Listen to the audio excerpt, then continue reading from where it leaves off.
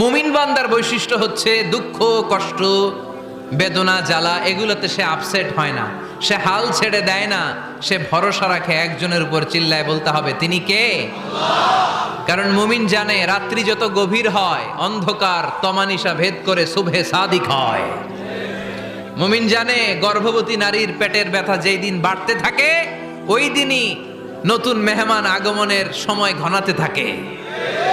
মুমিন জানে তার জীবনে দুঃখ কষ্ট বিপদ যত বাড়তে থাকে সুখের দিন কাছে আসতে থাকে। এজন্য মুমিনের হারাবার কিছু নেই। ফা ইন্নামা আল উসরি ইউসরা, ইন্নামা আল উসরি ইউসরা। নবী হে, কষ্টের পরেই আছে আনন্দ, দুঃখের পরেই আছে সুখ। আপনি সমস্যায় পড়েছেন, ওই সমস্যার সমাধানও আছে না নাই? এই পৃথিবীতে এমন কোন সমস্যা আছে যেটা সমাধান নাই? কথা বলেন।